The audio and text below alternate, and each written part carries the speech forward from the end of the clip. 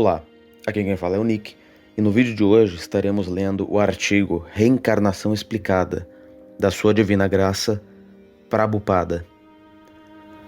Nesse artigo, ele explica de uma maneira clara e simples como é o processo da reencarnação, como ela se dá e como podemos vencê-la. Nos juntamos a Deus através da consciência Krishna. Fiquem com o vídeo. Assim como a alma corporificada continuamente passa neste corpo da infância à juventude e então à velhice, a alma similarmente passa para outro corpo à hora da morte. Uma pessoa sóbria não se desorienta com tal mudança. Normalmente, as pessoas não são capazes de compreender este simples verso. Portanto, Krishna diz: apenas uma pessoa sóbria pode entender. Contudo, qual é a dificuldade? Krishna explica muito claramente. Existem 3 estágios de vida. O primeiro, Kaumaram, dura até os 15 anos de idade. Então, a partir dos 16 anos, o indivíduo começa a vida do jovem, Yavanam. Então, após os 40 ou 50 anos, o sujeito se torna idoso, Jara. Quem é, dirá. Um homem sóbrio ou de bom raciocínio pode entender. Mudei meu corpo. Lembro-me de como eu estava brincando e pulando quando eu era um garoto. Então, tornei-me um jovem e desfrutei da vida com os amigos e familiares. Agora sou um homem velho. Uma vez que este corpo tenha morrido, entrarei em um novo corpo. No verso anterior, Krishna disse a Arjuna: todos nós, tu, eu e todos os soldados e reis aqui presentes, existimos no passado, existimos agora e continuaremos a existir no futuro. Essa é a declaração de Krishna. Pessoas ignorantes, no entanto, dirão: como eu existia no passado? Nasci apenas em tal ano. Antes disso, eu inexistia. No momento presente, eu existo. Tudo bem quanto a isso, mas tão logo eu morra, não existirei mais. Porém, Krishna diz: tu, eu e todos nós existimos agora e continuaremos a existir. Isso está errado? Não, isso é fato. Antes de nosso nascimento, existíamos em um corpo diferente, e após a morte, continuaremos existindo em um outro corpo. Isso deve ser entendido. Por exemplo, eu era um garoto 70 anos atrás, após o que me tornei um jovem e agora me tornei um homem idoso. Meu corpo mudou, mas eu, o proprietário do corpo, existo sem mudança alguma. É difícil de entender? Derriná significa o proprietário do corpo e Derre significa no corpo. O corpo está mudando, mas a alma, o proprietário do corpo, permanece inalterado. Qualquer um pode compreender que este corpo muda. Na próxima vida, o corpo também mudará. Todavia, talvez nós não lembremos. Isso é outro ponto. Em minha última vida, qual foi meu último corpo? Não me recordo. O esquecimento é de nossa natureza, mas termos nos esquecido de algo não significa que isso não aconteceu. Não. Em minha infância, fiz muitíssimas coisas da qual eu não me lembro, mas meu pai e minha mãe se lembram delas. Esquecer-nos de algo, não conseguinte, não significa que não tenha ocorrido. De forma similar, a morte significa simplesmente que me esqueço do que eu fui na vida passada. De outro modo, eu, como alma espiritual, não morro. Suponha que eu troque minhas vestes. Quando criança, eu trajava certas vestes. Em minha juventude, eu usava vestes diferentes. Agora, na velhice, como um sannyasi, renunciante, utilizo outras vestes também. As roupas também talvez mudem, mas isso não significa que o proprietário das roupas esteja morto e acabado. Não. Esta é uma explicação simples da transmigração da alma. Ademais, todos nós somos indivíduos. Não há questão de fundir-nos por completo. Cada um de nós é um indivíduo, e Deus é um indivíduo. Entre todas as pessoas eternas, conscientes e individuais, uma é suprema. A diferença é que Deus jamais troca de corpo, ao passo que nós mudamos de corpo no mundo material. Quando vamos para o mundo espiritual, não há mais troca de corpo. Assim como Krishna tem seu Saksid Ananda Vigraha, sua forma eterna de bem-aventurança e conhecimento, nós, quando voltamos Supremo, também obteremos tal corpo. A diferença é que mesmo quando Krishna vem ao mundo material, ele não troca de corpo. Em razão disso, um de seus nomes é Akyuta, aquele que nunca falha. Krishna nunca muda, ele nunca cai, porque ele é o controlador do Maya, a energia material. Somos controladas pela energia material, e Krishna é o controlador da energia material. Essa é a diferença entre Krishna e nós. E ele não apenas controla a energia material, mas também controla a energia espiritual. Ele controla todas as energias. Tudo que vemos, tudo manifestado é a energia de Krishna. Assim como o calor e a luz são energias do Sol, tudo manifesto é feito das energias de Krishna.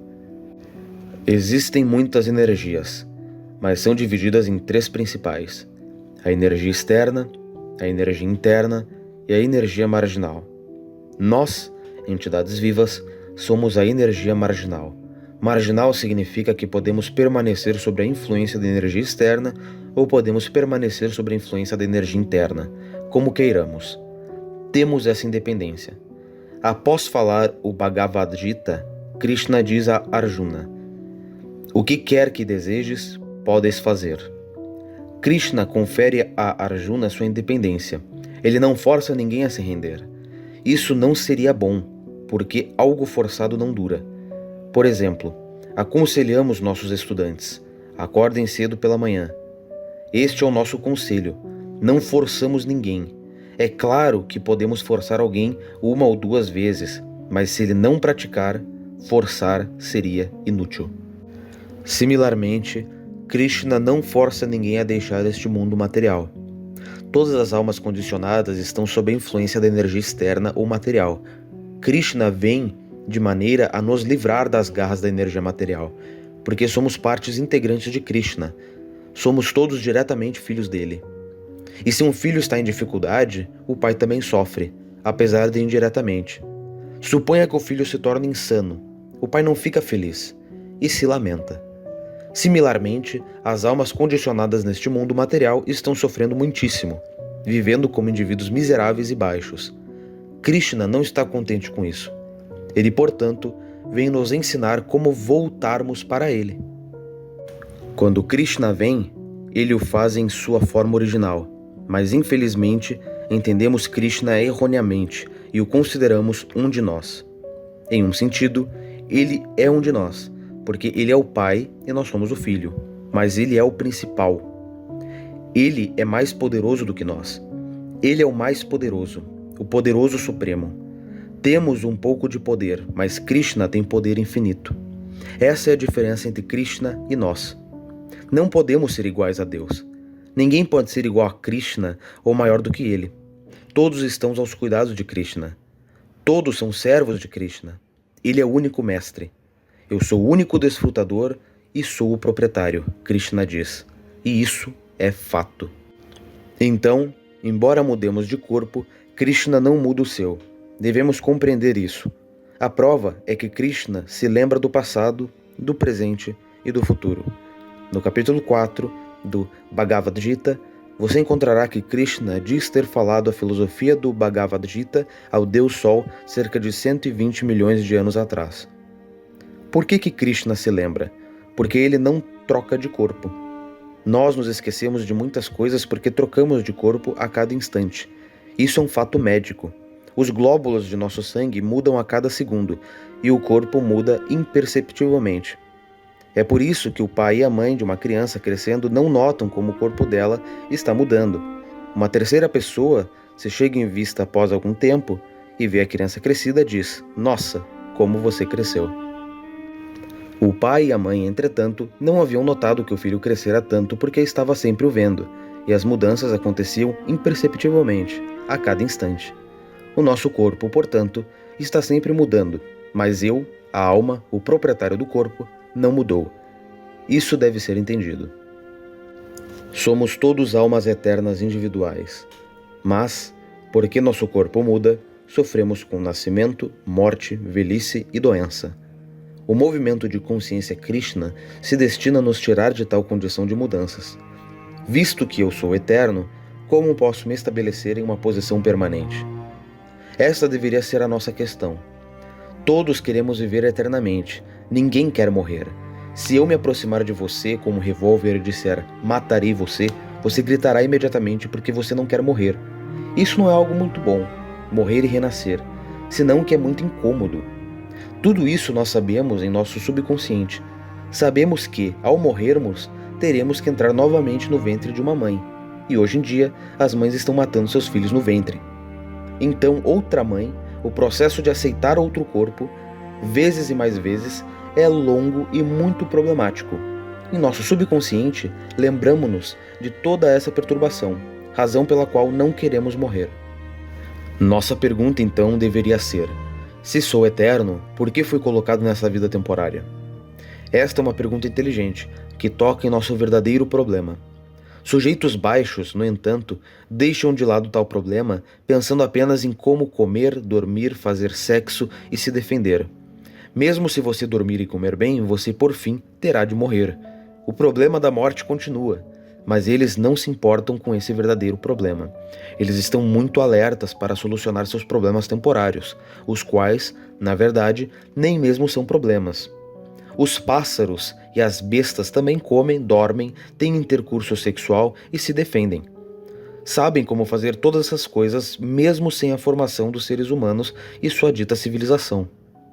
Tais coisas, portanto, não são nosso verdadeiro problema. O problema verdadeiro é que, apesar de não queremos morrer, a morte acontece. Homens baixos desconhecem isso, no entanto. Estão sempre ocupados com os problemas transitórios. Suponha, por exemplo, que está muito frio, o que é um problema. Temos que buscar por um bom casaco ou por uma lareira, e se nenhum dos dois estiver disponível, ficaremos aflitos. O frio severo é um problema, mas é um problema temporário. O frio severo do inverno chegou, mas irá embora. Daí não ser um problema permanente. Meu problema permanente é que, por causa da ignorância, estou nascendo, estou adoecendo, estou envelhecendo e estou morrendo, dado que esses são meus problemas reais. Krishna diz: aqueles que estão de fato em conhecimento veem esses 4 problemas: nascimento, morte, velhice e doença. Agora Krishna diz: uma pessoa sóbria não dá consigo perplexa à hora da morte. Se você se prepara para a morte, por que você deveria ficar perplexo? Se a sua meninice e juventude, por exemplo, você se prepara bem e recebe instrução, você terá um bom emprego e uma boa situação e será feliz. Similarmente, se você preparar nesta vida para voltar ao lar, voltar ao Supremo, onde está a sua perplexidade à hora da morte. Não há perplexidade alguma, pois você saberá: irei para Krishna, voltarei ao lar, voltarei ao Supremo. Agora não mais terei que trocar deste corpo por um novo corpo material. Terei meu corpo espiritual. Agora brincarei com Krishna, dançarei, comerei com ele. Isto é a consciência Krishna, preparar-se para a próxima vida. Algumas vezes, um homem moribundo grita e chora, porque, de acordo com o karma, aqueles que são muitíssimo pecaminosos veem cenas horríveis na hora da morte. O homem pecaminoso sabe que aceitará algum tipo abominável de corpo. Contudo, quem é piedoso, o devoto, morre sem ansiedade. Pessoas tolas pensam: vocês devotos estão morrendo, e os não devotos também estão morrendo. Qual a diferença? Há uma diferença. Uma gata pega seu filhote em sua boca e também pega um rato com a mesma boca. Superficialmente, podemos julgar que o gato pegou tanto o rato quanto seu filhote da mesma maneira. Mas há diferença no método de pegar. O filhotinho está sentindo prazer. Oh, minha mãe está me carregando. O rato está sentindo a morte. Oh, agora eu morrerei. Esta é a diferença. Então, embora tanto os devotos quanto os não devotos morram, há uma diferença de sentimento na hora da morte, exatamente como o filhote e o rato. Não pensem que ambos estão morrendo do mesmo modo. O processo corpóreo pode ser igual, mas a situação mental é diferente. Se você simplesmente tenta entender Krishna, você pode ir ter com ele a hora da morte. Tudo ligado a Krishna é divino e transcendental.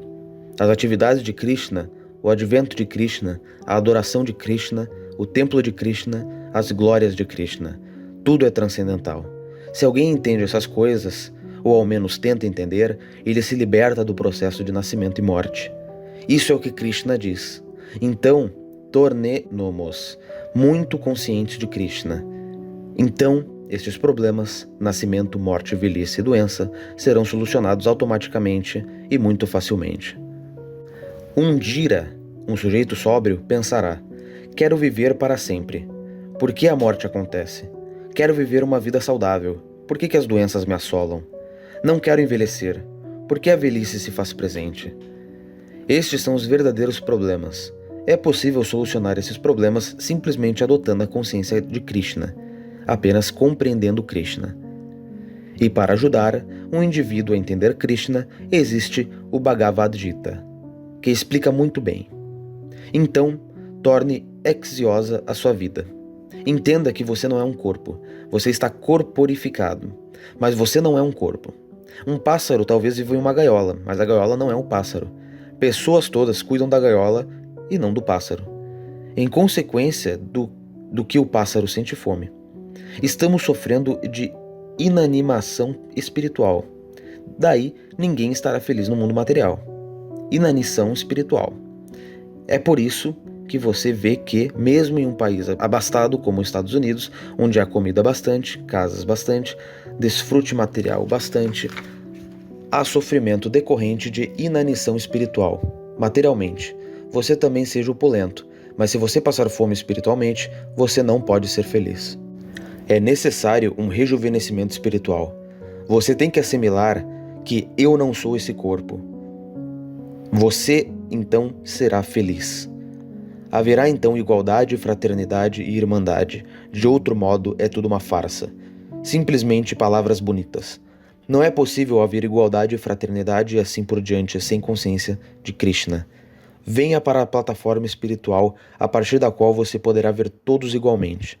De outro modo, você pensará: sou um ser humano com mãos e pernas e a vaca não tem nem mãos sem pernas. Então, deixe-me matar a vaca e comê-la. Por quê? Que direito você tem de matar um animal? Você não tem nenhuma visão de igualdade por caráter de consciência Krishna. Portanto, neste mundo material, a dita educação, a dita cultura, a dita fraternidade, tudo é farsa. A consciência de Krishna é a disciplina que devemos estudar. A sociedade, então, será feliz. De outro modo, não.